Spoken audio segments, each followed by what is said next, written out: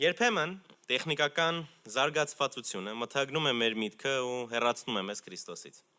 Այն խանգարում է մեզ տեսնել ու այն ինչի միջոցով մենք անցնում ենք արդեն ունեցել է իր նախատիպը։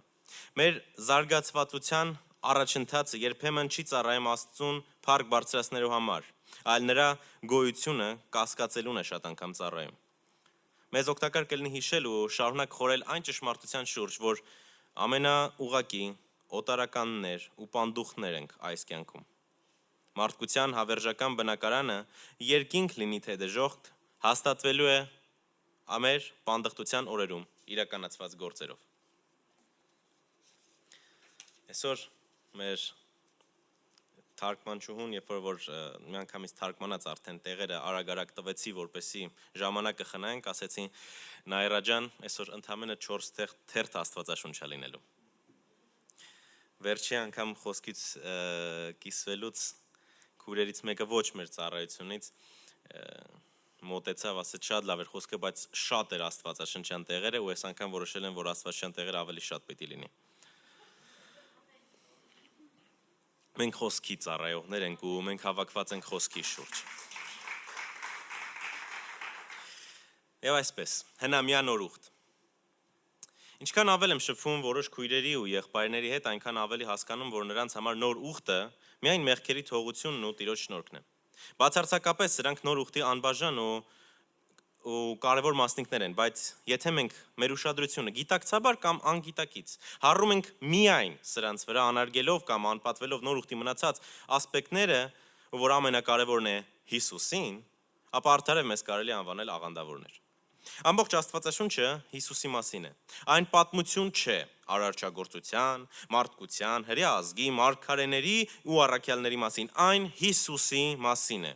Ու քանի որ նա ունեցել է շփում որոշ մարդկանց հետ, վերջիններիս կյանքերից որոշակի դրվագներ նույնպես հայտնվել են Աստվածաշնչում։ Փոքր շեղում անելով այսօրվա վերնագրից, բայց ոչ ընդհանուր թեմայից, հիշենք մի քանի աստվածաշնչյան, մի քանի հատվածներ ու միացնենք նրանց հայ բանաստեղծներից երկուսի գործերի հետ։ Եբրայեցիս 11-րդ գլուխ 9-10, 13-14։ Հավատքով Աբրահամ պանդուխտ եղավ ավետիքի երկրում իբրև օտարությունում։ Խորաններում բնակվելով Իսահակի եւ Հակոբի հետ, որ նույն խոստմունքի ժառանգակիցներն էին, որովհետեւ սպասում էր այն խոստմունքով հաստատված քաղաքին, որը ճարտարապետ ու արարիչը Աստված է։ Այսինքն մենք տեսնում ենք Աբրահամ պանդխտացավ ու սպասեց նոր քաղաքի։ 13-րդ խոսք։ Սրանք ամենը մեռան հավատքի մեջ։ Առանց խոստմունքները ստանալու այլ հերվանց տեսնում էին նրանց ու ուրախանում եւ բարևում էին ու դավանում, թե օտարներ ու պանդուխտներ են երկրում։ Հավատքի հերոսների մասին խոսելով, իսկ ավելի կոնկրետ մինչև 11-րդ խոսքը Հաբելի, Ենովքի, Նոյի, Աբրահամի, Իսահակի, Հակոբի ու Սառայի մասին գրելով հեղինակը ավարտում է հետևյալ խոսքերով, որովհետև այնպիսի բաներ խոսողները հայտնի ցույց են տալիս, որ մի հայրենիք են որոնում։ Նրանք բոլորը մի հայրենիք էին որոնում։ Նրանք որոնում էին հայրենիք, որովհետև այս երկիրը լի է կործանար կիրքերով ու ցանկություններով։ Փիլիպեցիս 3-րդ գլուխ 20-ից 21։ Բայց մեր քաղաքականությունը, մեկ ուրիշ թարգմանություն ասում է, կենցաղվարությունը երկնքում է, որ այնտեղից ենք սպասում փրկչին Տեր Քրիստոս Հիսուսին, որ կնորոգե մեր խոնար մարմինը, որ իր փառավոր մարմնին կերպարանակից լինի այն զորությունում, որ կարող է ամեն բան հնազանդեցնել իրեն։ Ասա ամեն բան։ Նա կարող է ամեն բան հնազանդեցնել իրեն։ Միտդ պահի այդ խոսքերի վրա։ Հավատքի հերոսների, ինչպես նաև վաղ քրիստոնյաների ուշադրությունը բավականին շատ էր ուղղված երկինք, այն շատ ավելի երկնակենտրոն էր, քան երկրակենտրոն։ Վերջի վերջո մեծարգո Հովանես Թումանյանն էլ իր հայտնի թմկաբերդի առումում անմահացրեց այս իմաստությունը հետևյալ տողերով. մենք ամենը սյուր ենք կյանքում մեր ծննդյան փուճորից, հերթով գալիս անց են կենում այս անցավոր աշխարհից։ Պետրոս առաքյալը նույնպես անմասն չէր այս ճշմարտությունը հավատքի ընտանիքի հետ կիսվելուց։ Առաջի Պետրոս 1 գլուխ 3-5 Օրհնյալ է Աստված եւ մեր Տեր Քրիստոս Հիսուսի հայրը, որ իր առատ ողորմության համեմատ մեզ վերստին ծնեց։ Մեզ վերստին ծնելով հայր Աստվածը իր տունը, այսինքն երկինքը մեզ համար հայրենիք դարձրեց։ Մեզ ծնեց դեպի կենթանի հույսը, Հիսուս Քրիստոսի մեռելների ցարություն առնելով։ Դեպի այն անեղծ ու անարատ ու անթառամ ժառանգությունը, որ երկնքում, այսինքն մեր հայրենիքում պահված է ձեզ համար, որ Աստծո զորությամբ պահպանվում ենք հավատքով դեպի պատրաստված փրկությունը, որ հայտնվելու էր հետի ժամանակում։ Առաջի Պետրոս 2:11 Սիրելիներ, աղաչում եմ ձեզ ինչպես պանդուխներ ու օտարականներ։ Հեռու կացեք մարմնավոր ցանկություններից, որ կռվում են հոգու դեմ։ Պանդուխտ լինելու մեջ կա մեծ օրհնություն, որը մենք միշտ չի որ հասկանում ենք։ Օրինակի համար ասեմ, որ ԱՄՆ-ում մուլտիմիլիոնատեր նախկին ԽՍՀՄ-ից փախած ընտանիքի երեխա հիմա արդեն բավականին հասուն Գարի Վայներչուկը մի անգամ գրեց հետևյալը. Ես կուզենայի, որ ԱՄՆ-ում ամեն երեխա լիներ էմիգրանտ, այսինքն պանդուխտ։ Էմիգրանտները, անկախ իրենց ազգությունից, ունեն նմանատիպ մտածելակերպ։ Նմանությունների դասում կարելի է թվել մեծ սպասումներ չունենալը, բայց անընդհատ առաջ ձգտելը։ Պետության ու ուրիշների վրա հույս չդնելը, որովհետև նրանք ոչ ոքի էլ պետք չեն իրենց պանդխտության երկրում։ Չհանձնվելը, որովհետև գիտեն, որ իրանց համար ոչ ոք հոգ չի տանի։ Հետաքրքիր ու իմաստուն խոսքեր կարելի է ասել, որ հեղինակային են, եթե Պետրոսն ու Պողոսը այդ մասին 19 դար առաջ գրած չլինեին։ Իսկ հիմա քննիր ինքդ քեզ ու պատասխանիր քո մեջ այն հարցին, թե պանդուխտի պես ես արդյոք դու վարում քո կենցաղվարությունը։ Եթե մենք վարում ենք մեր կենցաղվարությունը, սпасելով այն քաղաքին, որի շինարարն ու ճարտարապետ Աստված է, որտեղից մենք ստացել ենք Սուրբ Հոգի, ու այնտեղ է մեր հայրենիքը, մեր հայրերի երկիրը, որտեղից մենք սերում ենք, ապա անպատճառ մեր մեջ երկնքի նկատմամբ կարձագանքի մուշեղ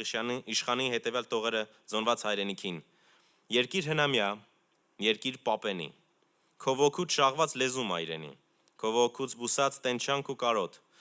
ինչ եմ առանց քեզ, միայն Անտունի։ Ճշմարտապես երկինքը հնամյա է։ Այնտեղ են գտնվում ու այնտեղից են եկել մեր պապերը։ Մենք ունենք երկնքի հոգուց շաղված լեզուներ։ Նրա հոգուց բուսած կամքը կատարելու տենչանք ու առանց նրա մենք Անտունի ենք։ Հենց այս տողերը ու ուրիշ մտորումներ դրդեցին այսօրվա ուղերձից վերնագիրը դնել հնամյա նոր ուխտ։ Նոր ուխտը չի կնքվել 3, այն կնքվել է 2000-ամյակ առաջ, Գողգոթա լեռան վրա։ Իսկ բանակցությունները, որովհետև յուրաքանչյուր գործարար գիտի լավ պայմաններով պայմանություններ ձեռք բերելու համար պետք են տարիներ ու լավ հարաբերություններ, Հայր Աստվածը սկսել է վարել ժամանակները սկսելուց առաջ։ Սկսենք Գողգոթայից։ Մարդկությունը փնտրում է աբսոլյուտներ, կատարելություններ 4 հիմնական բնագավառաններում։ Սա են ասում փիլիսոփաները։ Համար առաջին չարությունում, որն է կատարյալ չարությունը, որից այն կողմ, այսինքն չի կարելի անցնել։ Երկրորդ, արդարություն, որն է կատարել արդարությունը, որը ոչ շատ բարի է մեղավորի նկատմամբ, որ ինքը կամ ուրիշները չվախենան մեղանչելուց, ու ոչ էլ շատ դաժան, որ պատժվողը ավելի ծանր պատիժ կրի, քան արժանի է։ Երրորդ կատարելությունը, որ փնտրում են, դա սերն է։ Որն է սերը։ Ում սիրել ու ում չսիրել, ինչպես է այն դրսևորվում։ Չորրորդը ներում։ Որն է ներումը, ում կարելի է ներել եւ ում ոչ։ Այս 4-ը միաժամանակ ու միատեղ ամբողջ մարդկության պատմության ընթացքում հանդիպել են ընդամենը մի անգամ Գողգոթա կոչվող լեռան վրա, երբ ամենաբարի, արդար, սուրբ, ներող Աստվածը զոհեց ու պատժեց իրենից սիրված, իրեն սիրող որդուն, իրենից սերված, բայց իրեն դեռ չսիրող մարդկանց համար։ Գողգոթան մինչև այսօր պատասխանում է մարդկության հարցերին ավելի ճշգրիտ ու խորը, քան որևէ այլ բան։ Բայց եւ այնպես կիսվեմ ձեզ հետ մի արտահայտությունը, որը ինձ վերջերս ասեցին ու ուղղեք ինձ իրավաբաններ, եթե սխալվում եմ։ Փաստաթուղթը բացատրվում է գրված փաստաթղթի սահմաններում։ Օրինակի համար բերեմ, թեկուզ եւ ոչ այնքան դրական։ Օրինակ, եթե կա օրենք, կազմակերպել աշխատողների 60%-ի պատվաստումը մինչև օգոստոսի 4-ը, ապա օրինապահ գործարարը պարտավոր է դա կազմակերպել։ Նկատենք, որ գրվածքը չի նշում ինչ անել, որ օրինակ աշխատողների 100%-ը արդեն պատվաստված են։ Ու եթե ողջամտություն հուշում է մեզ, որ կրկնակի պատվաստվելը ոչ միայն անիմաստ է, այլև վտանգավոր, դա չի ազատում քեզ օրենքը կատարելու պարտավորվածությունից, որովհետև փաստաթղթը բացատրվում է գրված փաստաթղթի սահմաններում։ Սա է պատճառներից մեկը, թե ինչու այդքան երկար տևեց Աստվածաշնչի գրելը ու այնքան հաստմատյան դարձավ սա։ Երկրորդ Տիմոթեոս 3:17 բոլոր գրքերն Աստվածաշնչն են, որ Աստծո մարդը կատարյալ լինի ամեն բարի գործերի համար պատրաստված։ Գերամ ջան, կդնես այդ նկարը, որ խնդրեմ։ Աստվածաշունչ։ Մի բառ անգամ անկապ գրած չի։ Ամեն ինչ փոխկապակցված է։ Ամեն ինչը հյուսում է մի գեղեցիկ պատկեր։ Ու եթե այստեղ նրանք նկարագրզարդված են ընդամենը կամարներով, դա դեռ չի նշանակում, որ Աստվածաշունչը գրվել է Աստված կամարներ ստանալու համար։ Սա ընդամենը պատկերում է, որպեսզի մենք վստահ լինենք հավատացած գրքին։ Փաստաթուղթը բացադրվում է գրված փաստաթղթի սահմաններում։ Աստվածաշունչը բացատրելու համար պետք է ընդամենը մի Աստվածաշունչ։ Ամեն տեսակի օտարածին բան, որը որ չի համապատասխանում Աստվածաշնչին, ինչպես օրինակ արտահայտություններ իսկ Նոստրադամուսը ասում էր, չի համապատասխանում Աստվածաշնչի մեկնության իրավացանը։ Փաստաթուղթը մեկնվում է միմիայն փաստաթղթով, որը որ գրված է։ Վերադառնալով Խաչի ու Գողգոթայի թեմային, անենք մի քանի մեջբերումներ Ռոթ Փարսլից։ Հենց այստեղ է, հենց Գողգոթայում, ուր մենք սարսափած զարմանքով կարող ենք հեծտևել, Աստծո կոպիտ ու կատաղի սերը արկորսված ու անհույս մարդկություն։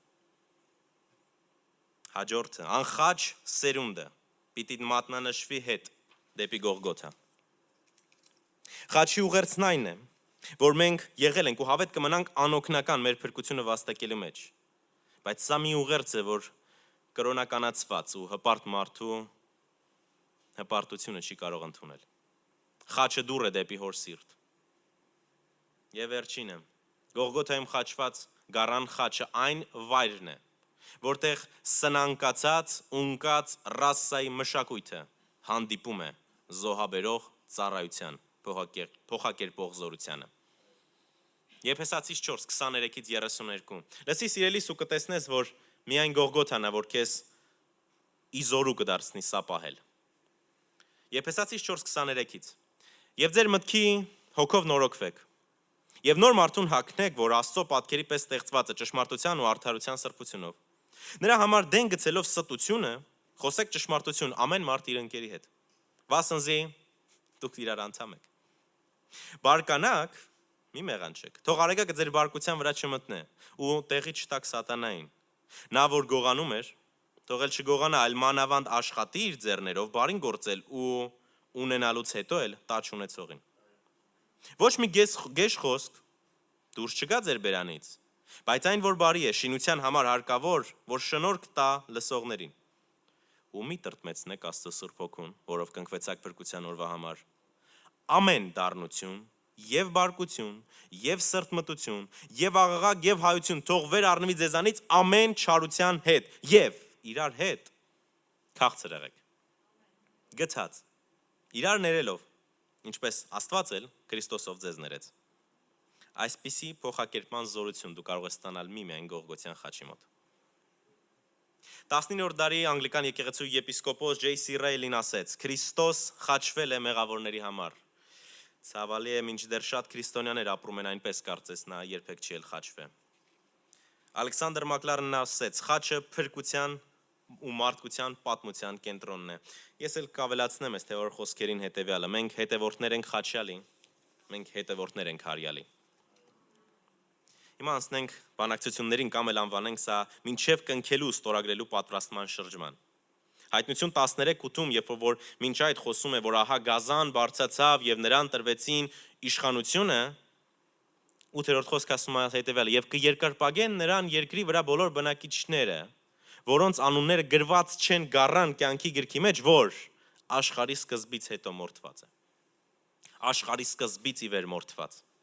Գառը մորթված էր մինչև աշխարհի սկիզբը։ Առաջի Պետրոս 1:1-2 Պետրոս Հիսուս Քրիստոսի առաքյալ ընտրված օտարականներիդ, որ ծրված եք Պոնտոսի, Գաղատիայի, Կապադովկիայի, Ասիայի ու Բիթանիայի երկրներում, հոր Աստծո կանխագիտության։ Աստծո համար մեր փրկությունը ոչ թե բախտի հարց էր, այլ ճակատագրի ու կանխագիտության։ Աստծո կանխագիտության պես հոգու սրբությունով, հնազանդության ու Հիսուս Քրիստոսի արյունի սրսկելու համար շնորհք ու խաղաղությունը թող շատանա ձեր վրա։ Կույրի համար ամեն մի խոչընդոտ անակնկալ է։ Ու մեր Աստված կույր չի։ Հիսուս մի առակ սովորեցրեց մեզ Ղուկաս 6:39, միթե կարող է կույրը կույրին առաջնորդել, չէ որ երկուսն էլ փոսը կընկնեն։ Նա կույր ու անգիտակից չէ։ Աստված փառահեղ ու հզոր Աստված է։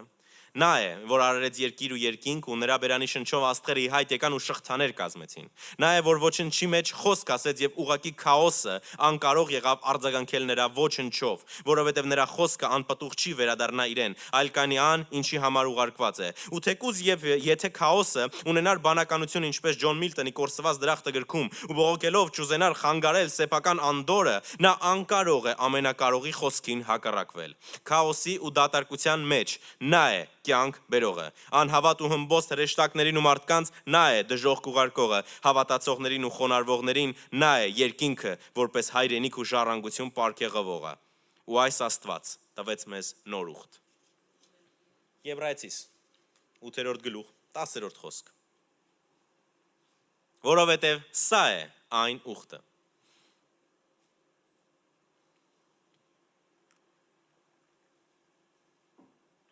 Նկատեք, որ իրականում վերջերս, երբ որ ասում են նոր ուխտ եւ ասում են հին ուխտ, հիմնականում այն ինչ որ կախված է հնազանդության հետ, դա հին ուխտ է, եւ ամեն ինչ որ կապված է զուտ քո մտքի նեկած անելու հետ, դա նոր ուխտ է։ Երբ որ եթե վերցնես, հենց կոպիտ փորձես անալիզ անել, մոտավորապես կարելի է դրան ենթարկել։ Բայց փաստաթուղթը բացատրվում է փաստաթղթի սահմաններում եւ ոչ թե մեր ուզածով։ Ահա թե ինչ ասում Աստծո խոսքը Եբրայեցիս 8:10, որտեվ սա այն ուխտը, որ կդնեմ Իսրայելի տան հետ այս օրերից հետո ասում է Տերը։ Առաջին, ես կտամ իմ օրենքները նրանց մտքի մեջ։ Երկրորդ, նրանց սրտերի վրա կգրեմ նրանց։ Երրորդ, նրանց Աստվածը կլինեմ։ Չորրորդ, նրանք կլինեն ինձ ժողովուրդ։ Եբրայեցիս 10:10-ում սիրտ եւ խորհուրդ բառերը իրար փոխարինում են։ Հիմա կարդանք Եբրայեցիս 19:16։ Այն ժամանակ ասում է Տերը. Ահա գալիս եմ քո կամքը, քո ցանկությունը, այնինչ հաճելի է քեզ ով Աստված անելու։ Առաջինը դեմ է գցում, որ երկրորդը հաստատվի, որ այն կամքով, այսինքն Աստծուն հաճելի էր մեզ սրբելը, որ այն կամքով մենք սրբվեցանք մեկ անգամ Հիսուս Քրիստոսի մարմնի պատարակով։ Եվ ամեն քահանայապետ ամեն օր կանգնած պաշտոն է կատարում եւ նույն պատարակներն է մատուցում շատ անգամ ու երբեք չեն կարող մեղքերը վերառմել, բայց սա Քրիստոս Հիսուս մեղքերի համար մեկ պատարակ մատուցանելով մշտնջենավորապես հավիտյան նստեց Աստծո աջ կողմը։ Ու այսուհետև սպասում է մինչև որ իր բոլոր դաշնամիներին իր ոտերի պատվանդանը դնի։ Չի լինելու մեկը, որ չխոնարհվի։ Բայց ընտրությունը լինելու է մերը խոնարհվել կամովի, այսինքն հաճույքով, թե խոնարհվել ակամա։ Անկախ նրանից, թե ինչքան ենք մենք հավատալու կամ հակառակելու նրան, բոլորս խոնարհվելու ենք։ Ոմանք նրա հետ թագավորելու համար, ոմանք նրա ոտների պատվանդանը դառնալու համար։ 14-րդ խոսքից, որովհետև մենք մեկ պատարակով հավիտյան կատարեց սրբողներին։ Բայց Սուրբ Հոգին էլ վկայում է մեզ, այն առաջուց ասելով, թե սա է այն ուխտը, որ կդնեմ նրանց հետ, այն օներից հետո ասում է Տերը, կտամ իմ օրենքները նրանց սրտերի մեջ եւ նրանց խորհուրդների վրա կգրեմ նրանց։ Փաստաթուղթը բացատրվում է փաստաթղթի սահմաններում։ Մենք չենք կարող ինքներս մեզանից հորինել, թե ինչ է նշանակում նոր ուխտ։ Բոլոր եկեղեցու հայրերը նոր ուխտի մեջ են եղել։ Բոլոր քարոզիչները անցած դարի 20-րդ դարի բոլոր քարոզիչները եղել են նոր ուխտի մեջ։ Նախ անցած դարի բոլոր քարոզիչները եղել են նոր ուխտի մեջ։ Առաքյալները եղել են նոր ուխտի մեջ։ Նոր ուխտը, սիրելիներ, ինչքան որ գեղեցիկ է լինի իր շնորհքի գաղափարով, չի սահմանափակվում միմիայն շնորհքով։ Բոլորի կյանքն էլ դժվար է։ Եկեք դադարենք բողոքելուց։ Ասեմ մի բան, որ քո դուրը չի գա, բայց դու յուրահատուկ մարդ չես։ Դու սովորական մարդ ես։ Մի մտածի, որ քո խնդրից ոչ ոք չի ունեցել։ Եթե անկեղծ, ապա դա շատ վատ ու վախենալու է։ Եթե քո խնդրից ոչ ոք չի ունեցել։ Իրականում ասեմ, որ շատերն են ունեցել ու հիմա էլ անցնում են նույն իրավիճակով։ Դադարիր քո մեծամտությունից, թե դու յուրահատուկ խնդիրներ ունես ու դրանք պետք են յուրահատուկ լուծումներ։ Այն, որ դու անհատականություն ես, այո, բայց յուրահատուկ չես։ Կրկնեմ ավելի վաղ ասածս միտքը։ Կույրի համար ամեն խոչընդոտ անակնկալ է։ Քրիստոս ասեց, որ Միթե կարող է քույրին առաջնորդել, չէ՞ որ երկուսն էլ փոսը կընկնեն, Ղուկաս 6:39-ը։ Դրա համար ինքը դարձավ մեզ համար քահանայապետ, որ կարեկից լինի մեզ։ Եբրայեցիս 4:9-16։ Ուրեմն մնում է մի հանգստանալ Աստծո ժողովրդի համար։ Հալելույա։ Աստված քեզ համար հանգիստ է պատրաստել, ով իմ պանդուխտ եղբայր։ 10-րդ խոսք, որովհետև նրա հանգիստը մտնողը ինքն էլ հանգստացավ իր գործերից, ինչպես Աստված էլ իրաններից։ Ավգուստինոս Երանելին կասեր, դու մեզ արարել ես քո համար ու մեր սրտերը չեն հանգստանա, մինչև որ մենք չմտնենք քո հանգստի մեջ։ 11-րդ խոսք, ուրեմն ջանանք, այստեղ մի պահ կանգ առնենք, ջանանք, գործանենք։ Ու դատելով կոնտեքստից կարելի ասել, որ արդար գործերի մասին է խոսքը, որ այդ հանգիստը մտնենք, որովհետև ամբարշտին, այսինքն վատ գործողին, ատում է իր անձը, Սաղմոս 11:5։ Ուրեմն ջանանք այն հանգստի մեջ մտնելու, որ միգուցե մեկը նույն անհավատության օրինակի պես ընկնի, որովհետև Աստծո խոսքը կենդանի ու զորավոր եւ ամեն երկսայրի սույրից ավելի կտրուկ է։ Այն թափանցում է մինչև շուրջի եւ հոգու ու հոտվածների ու ծուծի բաժանվելը եւ քննող է սրտի մտքերը ու խորհուրդները։ Նա տվեց մեզ իր խոսքը, որ մենք դատաստանի օրը, ժառանգություն բաժանելու օրը ու այդ օրվա հասնելու պահին կույրեր չլինենք, որ անակնկալի առաջ կանգնենք։ 13-րդ խոսք։ Եվ չկա մի արարած աներևույթ նրա երեսից, բայց ամենն էլ մերկ է եւ բաց է նրա աչքի առաջին, որովհետեւ առաջին, որի հետ է մեր բանը։ 14, որովհետեւ մեծ քահանայապետ ունենք երկինքներով անցած Աստծո որդին, Քրիստոս Հիսուսը, պինդ բռնենք դավանությունը։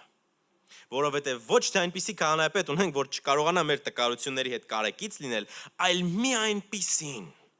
որ ամեն բան փորձվեց մեր նմանությունով ու մեղք չգործեց։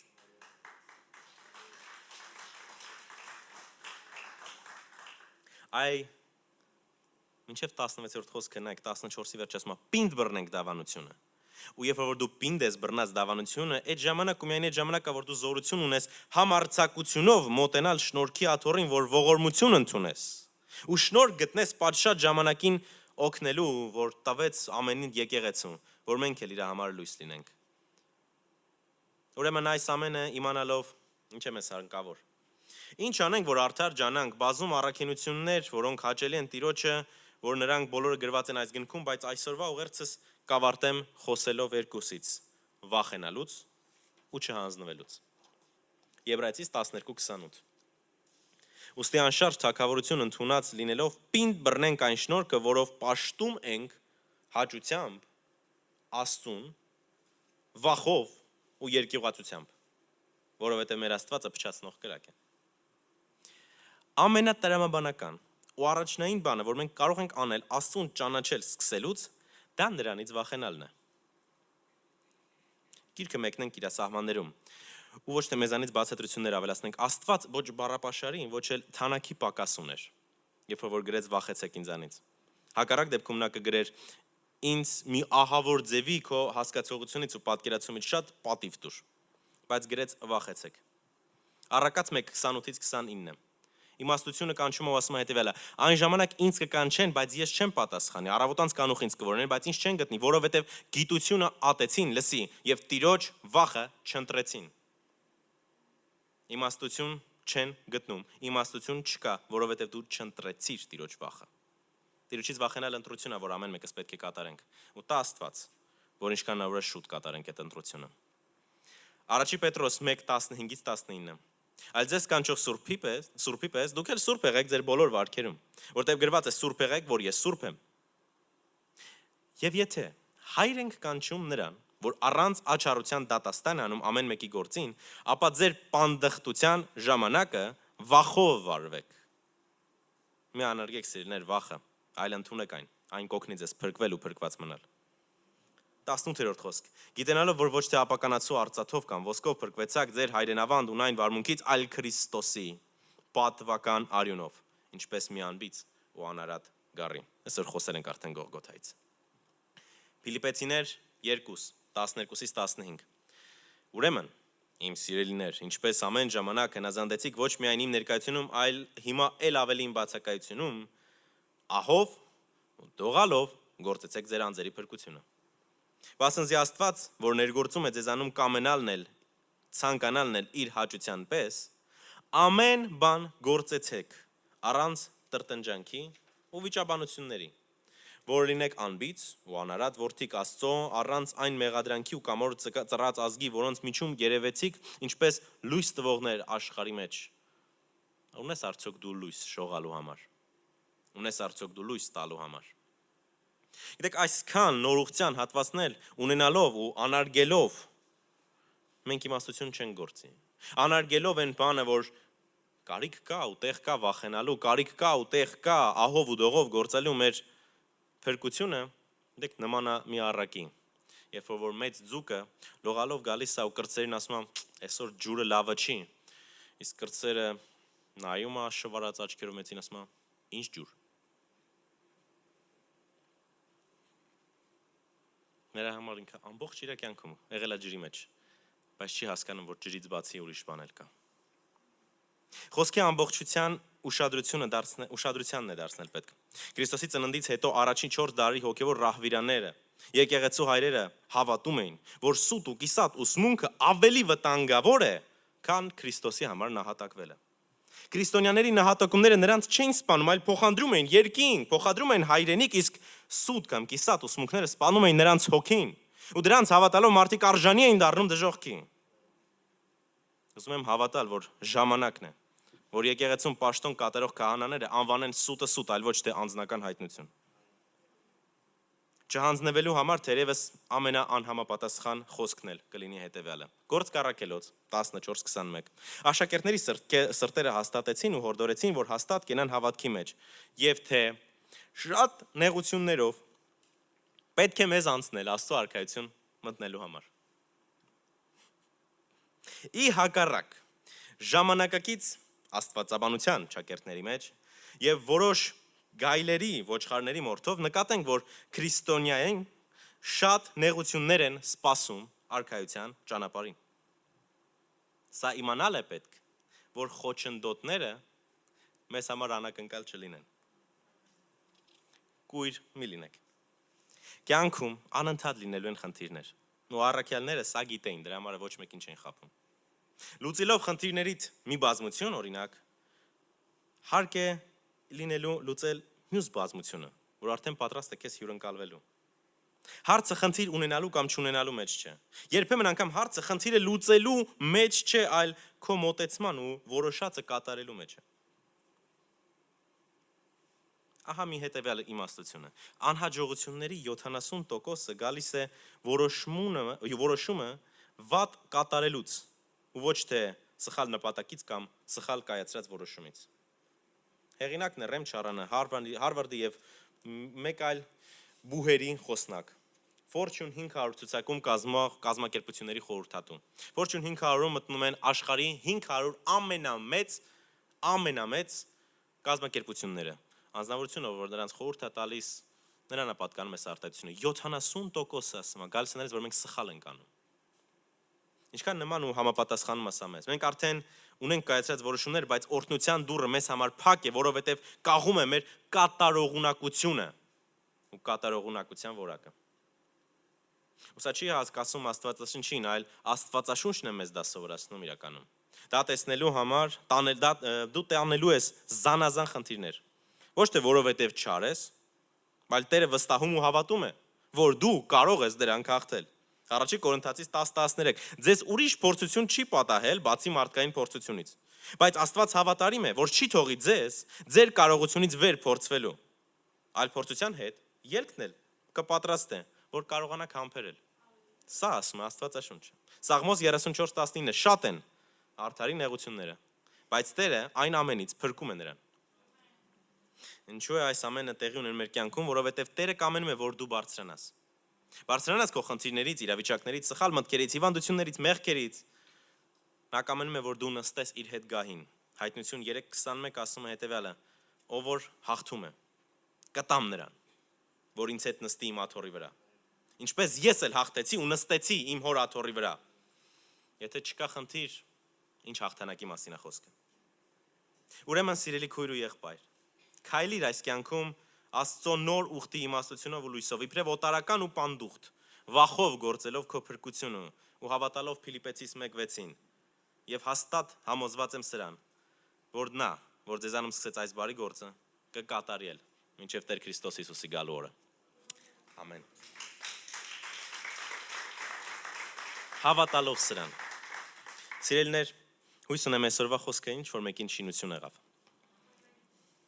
Անկեղծ, եկեք բոլորս էլ նայենք մեր կյանքերին։ Քանի տարի լինենք հավատացյալ ու միայն չնայենք մեր կյանքերին, որովհետև մեր կյանքը լավագույն դեպքում ունի 80 տարվա սահմանափակում։ Մնացած բոլոր պատմություններին է նայելով անգամ Աստվածի մեջ ասում է, եւ այս պատմությունները մեզ գրված են օրինակի ու խրատի համար։ Նայելով այս ամեն ինչին տեսնում ենք, որ եւ նրանցից եւ ոչ մեկն էլ անխնդիր չեղան, ու անցավ չեղան, ու անվախ չեղան։ Կամ մեկը ումից կարելի է վախենալ Աստված, ու եթե նրանից չենք վախենում, դա իմաստություն չի։ Ասում իմաստությունը ասեց, ես նրանց չեմ պատասխանի, որովհետև նրանք չընտրեցին Տիրոջ վախը։ Ամենատրամաբանական բանը, որ կարելի է անել Աստծուց, համար առաջին դա վախենալն է։ Պատկերացրա սենց։ Օրինակ, եթե դու ունենայիր փոքր երեխա ու կողքը լիներ մի մեծ հազար ներողություն ես օրինակի համար, բայց պատկերավոր լինելու համար, մեծ շուն։ Թեկուզ եւ ինքը լավ շուն է, ինքը տան շուն է, բայց դու մեկ երեխուց շատ զգուշ կլիներ, որովհետեւ մի զգուշ շարժում շան կողմից ու երեխան կվնասվի։ Հազար ներողություն ես կոպիտ արտահայտության համար ու ես կոպիտ համեմատության համար։ Իսկ հիմա պատկերացրա, մենք ասում ենք, որ մենք պաշտում ենք Աստծուն, ով վեր է աստղերից, արեգակներից, տիեզերքից, վեր է ամեն ինչից։ Ու մենք այսքան փոքր։